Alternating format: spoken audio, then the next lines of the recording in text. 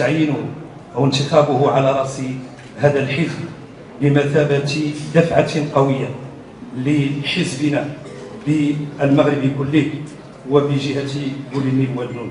اليوم السيد الرئيس، أنتم بين أهلكم وبين ذويكم، ونعلم جميعا أنكم السيد الرئيس تكنون كامل المودة والحب لهذه الجهة، الاعتبار على أنكم وأنتم تنتمون إلى جهة قريبة منا قلبا وقريبة منا روحا.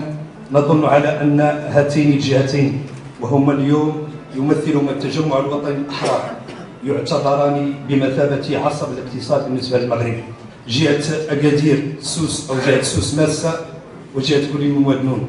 جهة سوس ماسة بما تمثله من قيمة اقتصادية وسياحية بالنسبة للمملكة المغربية، وجهة بوليني بوادنون أيضا بما تمثله من تاريخ عريق وباعتبارها بوابة الصحراء المغربية، وباعتبارها أيضا أقدم حضارة في تاريخ الجنوب المغربي وموقعا استراتيجيا نحو إفريقيا. السيد الرئيس، اليوم نعيش في حزب التجمع الوطني الأحرار واحد التغيير كبير جدا.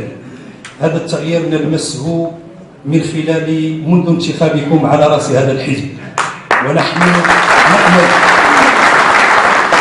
ونعول كثيرا على دعمكم السيد الرئيس لهذه الجهة الفتية، والتي تعتبر جهة لا زالت تتلمس طريقها نحو التنمية بالرغم من كل العراقيل وبالرغم من كل المطبات. السيد الرئيس، اليوم نريد أن نشكل معكم يدا واحدة من أجل الدفع بعجلة التنمية ومن أجل الاطلاع على الملفات الشائكة التي تواجه هذه الجهة، ومن بينها ملف البطالة، منها ملف التشغيل وملف التنمية الذي لا زال يراوح مكانه بفعل عوامل عديدة، فيها ما هو موضوعي وفيه ما هو أيضا ذاتي. اليوم سيدي الرئيس، نريد لهذا الحزب أن يكون رقما صعبا في المعادلة السياسية في الدولة المغربية، ونحن نلمس سيد الرئيس هذا التغيير ونعول عليه. نريد لحزبنا أن يكون حزبا مهيكلا، حزبا قويا برئيسه، وحزبا قويا أيضا بمناضليه ومناضلاته. واليوم بغي نقول رسالة لجميع المناضلين والمناضلات ديال التجمع الوطني الأحرار أنه اليوم اللي مقتنع بهذا الحزب يجب أن يظل داخل هذا الحزب. من اليوم لا يوجد ترحال نحو حزب آخر، من اليوم يجب أن نستقر على خريطة سياسية واضحة، وأن نتفق على ميثاق شرف. ما بغيناش اللي يجعلنا اليوم يمشي عندنا غدا. احنا حزب اليوماتية يؤسس لمرحلة جديدة مع رئيسه الجديد، وكنشوفوا من هنا لقدام، كنشوفوا المستقبل، ونحن الآن في مرحلة البناء. لن نلتفت إلى الماضي ولن نساء إلى الماضي بكل أخطائه ومطباته. نقدر الجهود التي بذلها الرؤساء السابقون ولا نبخس أي رئيس حقه، ولكن نريد اليوم أن نصبح أيضا ويصبح حزب التجمع الوطني الأحرار حزبا قويا، حزبا مهيكلا، حزبا لا يشتغل وفق جودة انتخابية يغلق أبوابه ويفتح أبوابه وكأنه دكان انتخابي. نريد أن نقطع مع فلسفة وسياسة الدكاكين الانتخابية. اليوم الحزب يجب أن يؤسس على هوية جديدة وعلى إيديولوجية جديدة وعلى مفهوم جديد، ولكن أيضا على مناضلين جدد ومناضلات جدد بعقلياتهم وثقافتهم واقتناعهم بهذا الحزب. اللي مقتنع معنا هذا الحزب يجب أن يعلم أن هذا الحزب هو حزب المستقبل إن شاء الله، وأن هذا الحزب يمكن لساكنة جهة بوليني بوادنون أن تراهن عليه كصمام أمان، صمام أمان للتنمية، وكصمام أمان أيضا لقيادة ولصنع الخريطة السياسية، وليصبح رقما صعبا في المعادلة السياسية في الدولة المغربية وفي المشهد السياسي المغربي. سيد الرئيس، باش ما نطولوش عليكم نقول لكم مرحبا بكم وسهلا، ونقول لكم على أن جهة بوليني بوادنون اليوم هي يعني في عرس تاريخي تؤسس معكم لمرحلة جديدة كما تؤسسون في كل جهات المملكة المغربية لهذه المرحلة. نريد أيضا نحن السيد الرئيس أن تضعوا نصب أعينكم هذه الجهة. من هذه الجهة يرأسها التجمع الوطني الأحرار هي وجهة سوس ماسة، هذو جهتين من 12 جهة يجب أن يكونوا في صلب اهتمامكم. ويجب ايضا ان نقولها بالدارجه خصنا نحموا كتافنا به، خاصكم تكونوا معنا، خاص المناضلين والمناضلات يعرفوا اليوم على اننا سنطوي صفحه وسنفتح صفحه جديده مع السيد الرئيس ومع حزب التجمع الوطني للاحرار. المغرب الحمد لله كيعرف انتقال ديمقراطي كبير، المغرب كيعرف تطور تحت قياده الساميه لجلاله الملك، المغرب يتحرك في كل الاتجاهات وجلاله الملك يتحرك في كل الاتجاهات ويبعث لنا في كل يوم مجموعه من الاشارات، ويجب على الفاعل السياسي والحزبي انه يتلقف هذه الاشارات ويعرف على ان جلاله الملك يريد التنميه، يريد التنميه التي تلامس المواطن في بعده اليومي وفي عيشه اليومي، ويريد ايضا ان يؤسس ويقطع لمرحله كانت ماضيه، مرحله الفساد ومرحله التسيب ومرحله غياب المسؤوليه والمحاسبه. اليوم نحن امام دستور جديد، امام مشهد سياسي جديد يتكون، نتمنى له التوفيق ونحترم كافه الفرقاء السياسيين،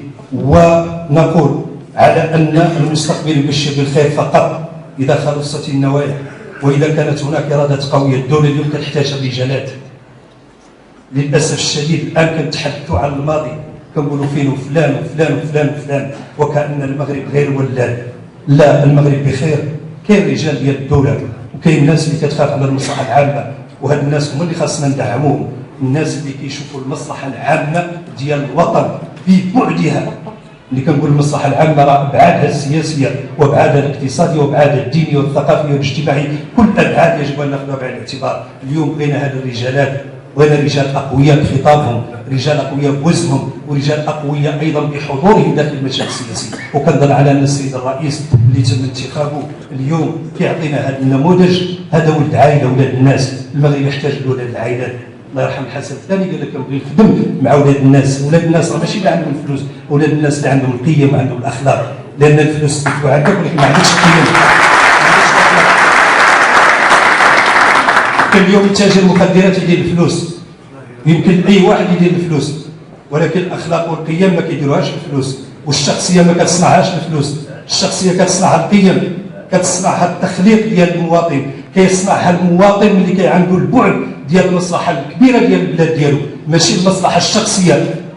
حنا ما بغيناش نماذج اللي كيطلعوا السلم وكيهدموه، وانا من بعد الطوفان ما بغيناش منتخبين بهذه الصوره، بغينا الناس اللي عندهم غير على هذه البلاد، بغينا الناس اللي بغاو المغرب يتفوقع، بغاو يحل القضايا السياسيه، يحل القضايا الاقتصاديه، ويحل القضايا الاجتماعيه. من يعرقل اليوم المسيره ديال المغرب هو يقف ضد اراده صاحب الجلاله، واللي كيفسد هذه البلاد واللي ما باغي يخدمها هو قطعا يقف امام اراده صاحب الجلاله، لانه ما يمكنش سيدنا كيمشي لفريق يدوز فيها شهرين ثلاثه لحلحله القضيه الوطنيه وللبحث عن امتدادات للدوله المغربيه واقتصادها، وما يمكنش سيدنا يوميا يدشن شمالا وجنوبا في الاقاليم وفي الجهات، ونحن نقف موقف المتفرج ونتخاصم على بعض التفاهات ونعرقل بعضنا البعض ونكرس بعض الثقافات اللي كتسمى بين قوسين ثقافه العرقله من اجل العرقله.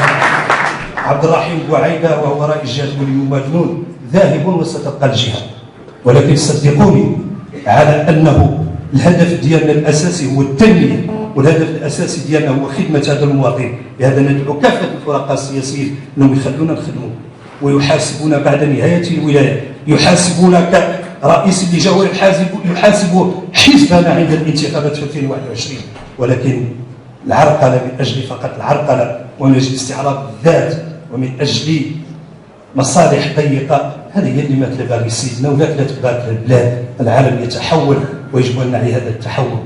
سيد الرئيس مره اخرى كنشكركم على حضوركم وعلى تشريفكم، وكنقول لكم هذه الجهه هي جهه ديالكم، والمواطنين والمناضلين ديال التجمع الوطني الاحرار اليوم راه كيلمسوا وغادي يلمسوا معكم على ان هناك تغيير وكاين رغبه في الانخراط ديال هذا الحزب. بغينا 2021 هذه الجهه كامله تولي حمامه، كامله تولي التجمع الوطني الاحرار ان شاء الله. إذا خدمنا بالسكات وخدمنا بالمعقول وخدمنا بالشعار ديال السيد الرئيس غراس غراس، كنظن غادي حنا ما فينا الكلام بزاف، وما كنبغوش الاستعراض وما كنبغوش نقولوا اش درنا، ولكن نخلوا الواقع يحكم علينا. واليوم مع هذا النموذج الجيد اللي عاطيه لنا السيد الرئيس حنا رانا كاملين سنظل اوفياء لحزب التجمع الوطني الاحرار، وكنفتخروا بهذا الحزب وكنفتخروا بك السيد الرئيس، وكنقولوا للاخوه ديالنا الامازيغ سنه سعيده ادخل الله علينا وعليكم. يا سي باركي مره اخرى السيد الرئيس، شكرا، مرحبا بك، الله يكبر بك.